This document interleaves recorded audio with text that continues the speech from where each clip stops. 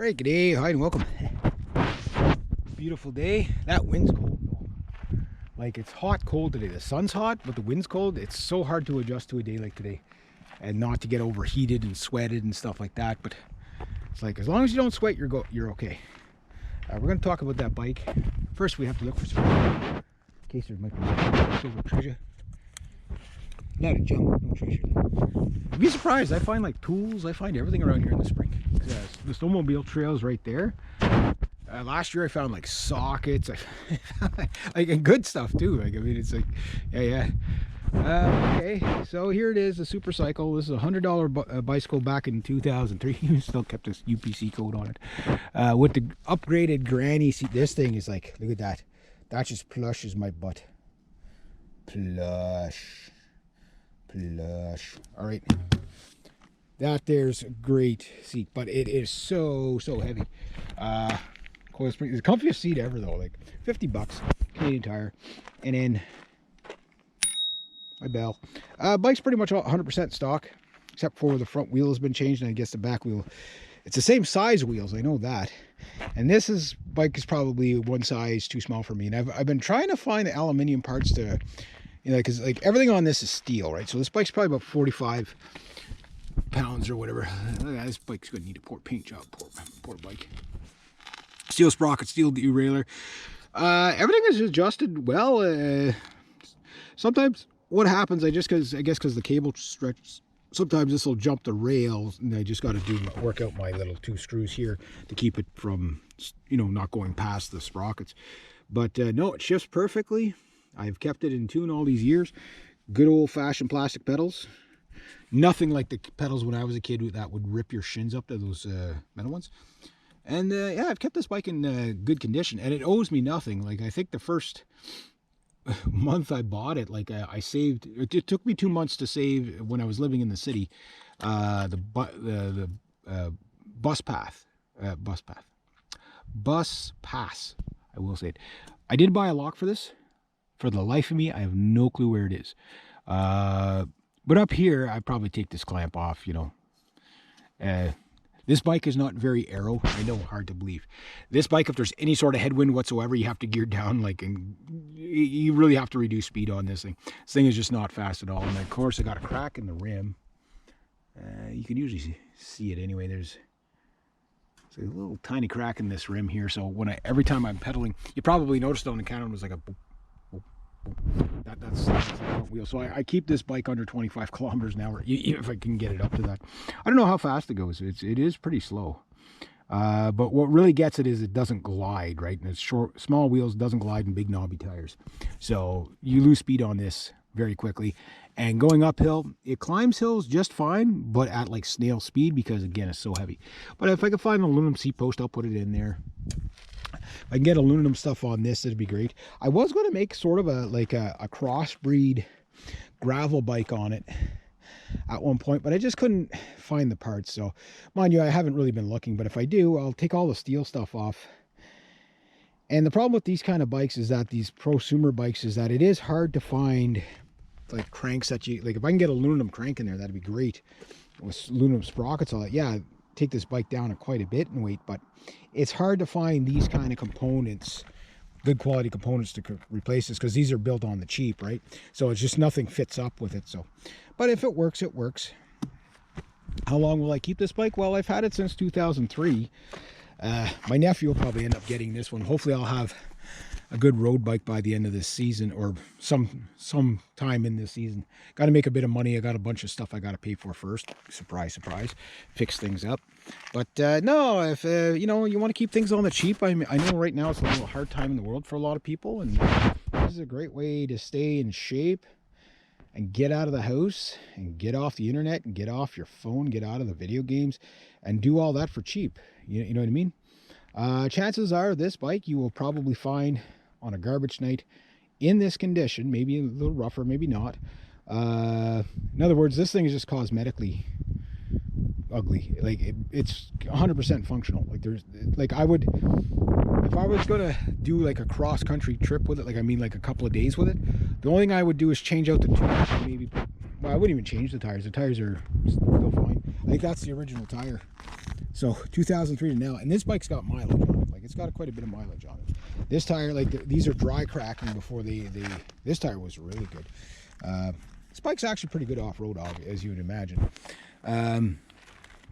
It is one size too small for me. It is like a teenager's bike. It's an intermediate bike, right? But I bought it because it was cheap and I needed a cheap commuter. Easy to ride. You could be a big fat guy and ride this, no problem. A great way to keep it cheap. You know, if you're not trying to say, okay, I'm going to do... Oh, there goes a motorbike. Those bikes are really nice because they're easy to pedal. Hopefully I'll get mine going pretty soon. But like, if you're one of those people that it's just like, you're not in good shape and it's like, okay, I'm not going to say I'm going to do like 10K today or anything. Like, I'll just do like a 5-minute run on it and do it by time. That's how these bikes work, is you say, I'm going to be out for half an hour. And you cover whatever distance you have. You go for 15 minutes in one direction, you come back the other 15 minutes. Or an hour in one direction, an hour back, whatever it is. That said, this will make it to the neighboring town 11 kilometers away in about 45 minutes. So I've done it a few times. It's the slowest bike I've probably ever owned. But it's a good bike, and it's a good prep to have. And it's cheap, you know, like it will get you back and forth. But more importantly, it's the entertainment value of it. Right now, again, the weather's not the nicest. Like, it's, again, nice and sunny out, and it's nice and whatever, but that wind is cold, so you wouldn't want to go far today. And plus, it could be raining in a half an hour from now. This time of year, we're into April, so anything's possible. And a whole bunch of wind. And that's what slows these bikes down. Any sort of headwind whatsoever, it's just like, yeah. Little girls on bicycles pass me all the time on this. I think this did have the water bottle thing, but I think I took it off because I used to carry it in my backpack anyway. Make it more aero, you know what I mean? But as far as like my kilowatts and stuff, I don't know, guys. Like I'm not into it to that level yet. I probably will get into it, but not with this thing. This is just more for fun. So I'll keep it for a few more years. You know, unless I upgrade to something really nice. Then that's normally what I do, is when I upgrade, I give somebody else a chance that, you know, because there could be like a kid in the town or something like that that doesn't have a bike.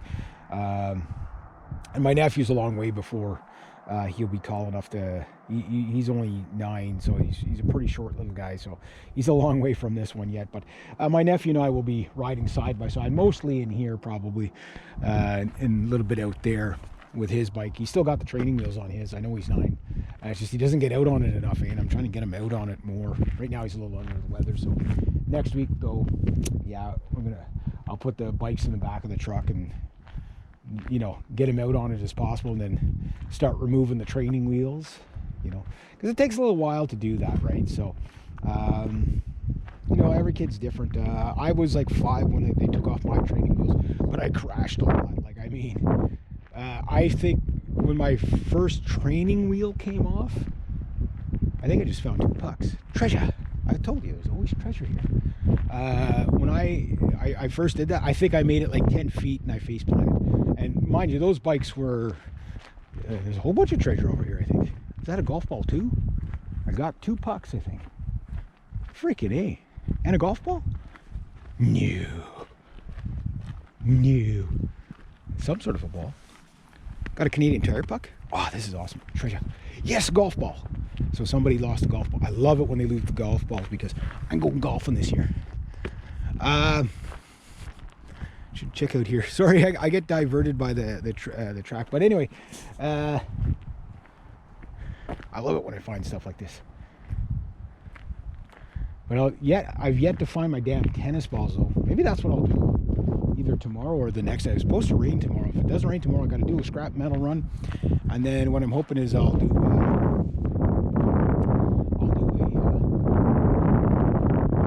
some rollerblading in here, and I'll do some tennis and try and not to lose that my 50th freaking tennis ball. Yeah. But I got $2, guys. I must have about $100 by now. Look for more treasure. Always keep your eyes out for treasure. Where's the treasure? Could be anywhere. But got treasure. So anyway, yeah. So face planting as a child. Very important. So, is that another ball? Or is that a rock? That's rock. That's not treasure. I have a higher standard than rocks. But anyway, yeah, so I made it about 10 feet. So it took me a long time to not be scared of the bicycle, because I kept face planting. And all of a sudden one day I didn't, and but you got to do a few face plants and stuff like that. And I'd rather my nephew do the face plants out in the soft grass there and let him know that it's going to happen. He's going to go down, you're going to scrape your knee and it's going to hurt a little bit, but you get back on it. It's just, he's one of those kids that if something doesn't go right, he gets scared. And then he never wants to try it again. You got to kind of push him a little to do it again. And I think he's scared of heights. Mind you, I used to throw him right to the ceiling when he was a baby. Trisha! Oh, who the freaking busted the glass? Right on. This is awesome. That's like $3 and this is awesome. So much Trisha. I'm rich. But anyway, guys, I'm going to leave it at about that. Because I got to go treasure hunting, I think, before I get back. Treasure. Do you have treasure? No, I have treasure and my bike. So anyway, yeah, get yourselves a bike, get yourselves into it. I'm going to try to do as many adventures and funny, stupid stuff with the bikes this summer. Should be enjoyable. All right, have yourselves a great day, eh?